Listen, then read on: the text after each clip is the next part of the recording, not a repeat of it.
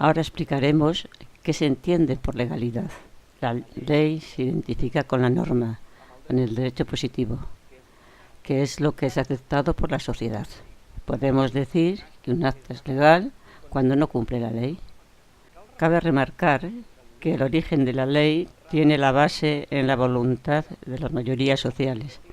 A partir de aquí, cabe decir que cuando cambian las situaciones se ha de analizar si la ley no se ha convertido en un obstáculo para estas mayorías. Por tanto, hemos de considerar que la ley no es inamovible, porque responde a un momento histórico, al de su creación y al de su interpretación. Ahora ya tenemos claro qué es la legalidad.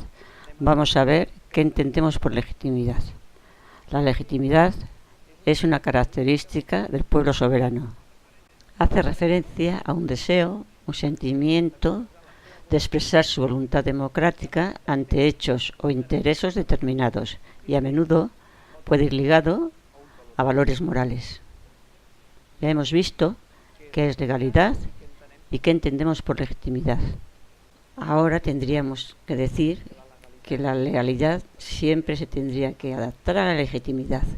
En caso de no hacerlo, se puede decir que no se está respetando la voluntad del pueblo soberano. Estamos sometidos a la Constitución y a las leyes. A veces es difícil establecer esta separación entre legalidad y legitimidad. Mostremos unos ejemplos. Por ejemplo, los desahucios y los desalojos de los propietarios y de los inquilinos de pisos que no podían pagar y que no pueden pagar las hipotecas y los alquileres a raíz de la crisis del 2008. Los bancos, ajustándose a la legalidad, pedían a la justicia los desahucios y los desalojos y los jueces se veían obligados a cumplir la ley. Entonces podríamos preguntarnos, ¿esta demanda de los bancos era legítima? Cuando ellos habían sido unos responsables de la crisis y además se les había rescatado con dinero público de todos los contribuyentes. A raíz de los desahucios surgió un movimiento de protesta contra la actuación de los bancos y se abrió un debate en la sociedad donde la voluntad popular consideró inmoral los desahucios y los desalojos y se opuso firmemente. Nosotros tenemos el piso embargado y que lo que nos están haciendo es enterrarnos en una tumba de por vida con la deuda que nos quedaría pendiente para el resto. En nuestro caso serían 150.000 euros, imposible de pagar en una vida. La PAC recogió 143.380 firmas y las presentó al Parlamento de Cataluña, que ante este clamor popular, el 2015 aprobó la Ley de Emergencia Social contra estos desahucios. Mariano Rajoy la recurrió delante del Tribunal Constitucional en el 2016, alegando que la Generalitat no tiene competencias en este asunto. Podemos decir que esta ley es legítima, primero, porque responde a la voluntad popular y segundo, porque va a ser aprobada por unanimidad por el Parlamento de Catalunya. Urgents per fer front a l'emergència en l'àmbit de l'habitatge i la pobresa energètica ha estat aprovada per 120 vots a favor. Por tanto, podemos constatar que los desahucios y los desalojos son legales, pero no legítimos, porque no responden a la voluntad popular.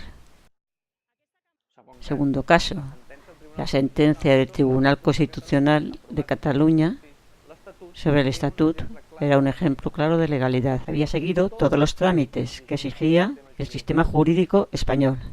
Fue aprobado por el Parlamento catalán, fue pactado por el que fue entonces presidente del gobierno español, Rodríguez Zapatero, fue pactado en las comisiones del Congreso y del Senado, donde fue recortado. Se votó y aprobó en un referéndum y fue ratificado por el jefe del Estado. A pesar de seguir los trámites legales, el PP impugnó el texto del Estatut aprobado en el Parlamento.